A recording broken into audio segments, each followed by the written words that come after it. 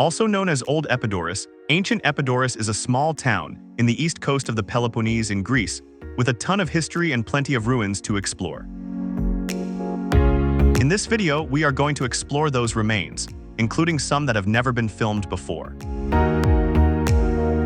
This is Aventuras a pie de página and I'm Esteban, your guide for today. A quick note before starting, this video does not include the famous Asclepion of Epidaurus, the most important hospital in antiquity and an UNESCO heritage site, which it is located 15 kilometers to the west, as we will be covering this archaeological site in a different video. Ancient Epidaurus was inhabited at least from the times of the Mycenaean civilization, when it functioned as an important port. In fact, the oldest bridges in the world, which we visited some years ago in another video, belong to a road that communicated Epidaurus with Turin and Mycenae. Homer described it in the Iliad as a place full of grapevines. From that period, the only visible remains are a small cemetery, composed of chamber tombs excavated into the rock.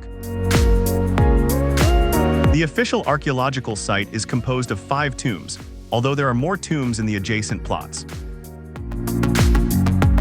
The tombs are composed of a triangular dromos or passageway, and narrow small circular chambers at the end.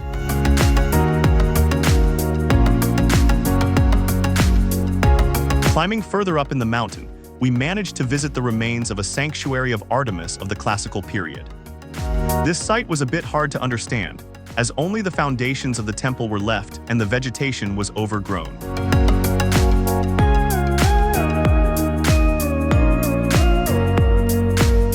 Nonetheless, the hike was worth it, because the views of the surrounding landscape were amazing. Next in our list, it is the best preserved of all the ruins, the small theater. Discovered in 1970 and excavated in 1972 and in 1989, the small theater of Epidaurus is remarkably well preserved. It has an estimated seating capacity of at least 2,000 spectators. The theater was built in successive phases, the first of which dates back to the classical period and continued until the Hellenistic period. Further architectural modifications also took place during the Roman period. This was a typical example of an ancient Greek theater. This theater is semicircular in shape, with a circular orchestra at its center. During the Roman period, the orchestra was transformed into a semicircular shape. To date, 18 rows of seats have been uncovered within the theater, which are divided into 9 sections, separated by rows of vertically arranged steps. Nonetheless, the most remarkable feature of this theater is that the seats had engraved the name of the donors that made possible its construction. This is not totally uncommon, and you can also see some carved names in other theaters, like the Theater of Dionysus in Athens. What is striking is the quantity and the good preservation of the engravings. Generally, the theater is closed to the public, but it opens in rare occasions, like for some events during the Festival of Epidaurus. Next to the theater was the agora. It has been partially excavated, and since a few years ago, their area has been fenced and can only be seen from the outside. Here you can see the remains of some Greek and Roman buildings. Years ago, we heard of a plan to continue excavating the area to convert it into a paid archaeological site. However, we have not seen progress in the excavation since then. The agora and the theater are located west of the peninsula. Climbing the small peninsula, we found more remains. Although nowadays it is covered by orange groves and dense vegetation, in antiquity the Acropolis was located here. Some parts of the defensive walls and some Roman buildings can still be discerned next to the Church of the Holy Mary, which it is the only building in the peninsula.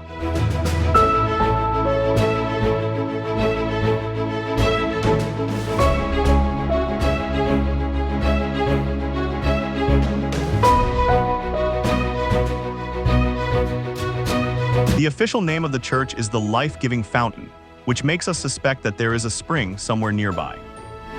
Next to the church, we found some column drums and other ornamental elements of a large building.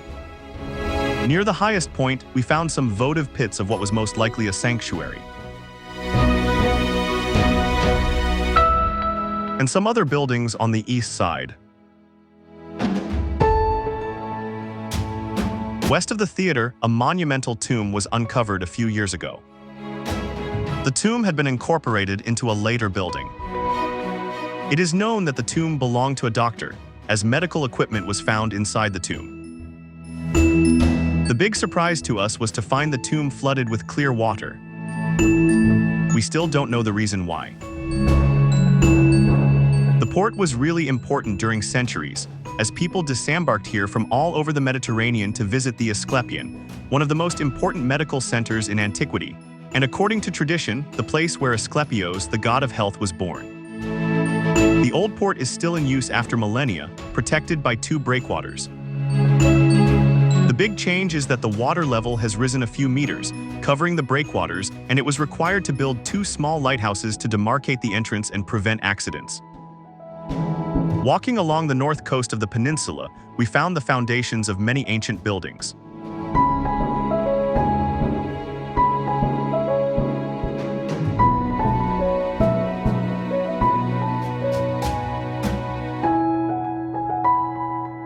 We also found another huge votive pit next to the water.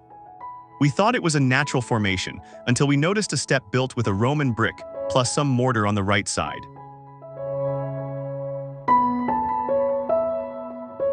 And last in our list is the reason why this place is most famous nowadays, the huge collection of underwater ruins. The most famous is the Sunken City, a group of buildings where the main attraction is the ground floor of a Roman villa that was used as a wine warehouse, and where the remains of amphorae can be seen.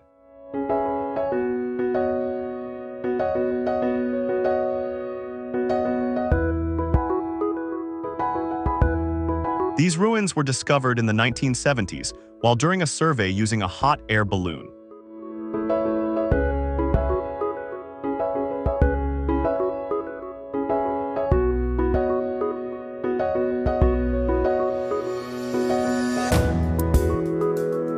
We've already covered these ruins in greater detail in another video. But these are not the only ones. There are smaller ruins all over the area, including sections of brick walls and mosaic floors.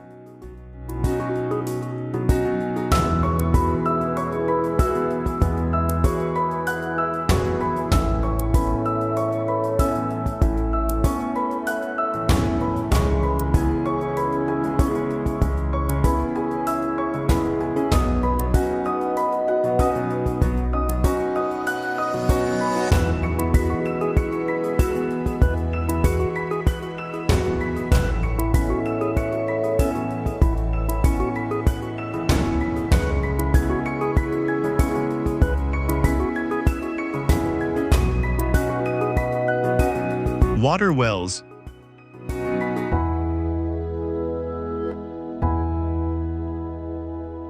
Foundations of small structures, perhaps a small pedestal.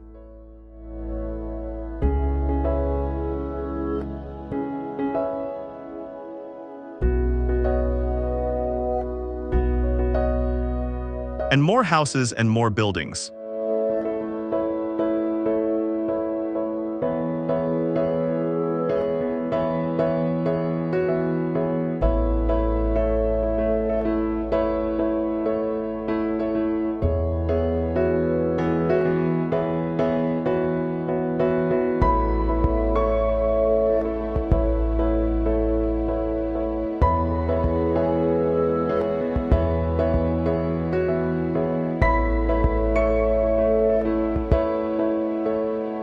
And also you can enjoy the marine wildlife and get surprised like we did.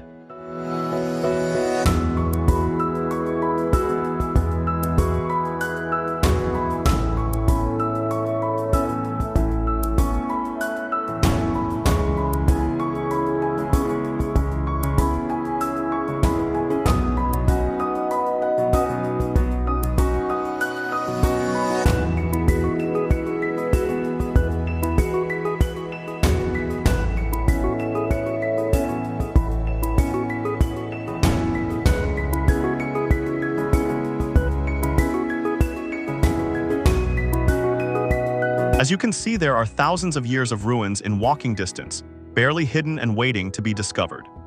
If you want to visit the town of Ancient Epidaurus, there are buses from Athens.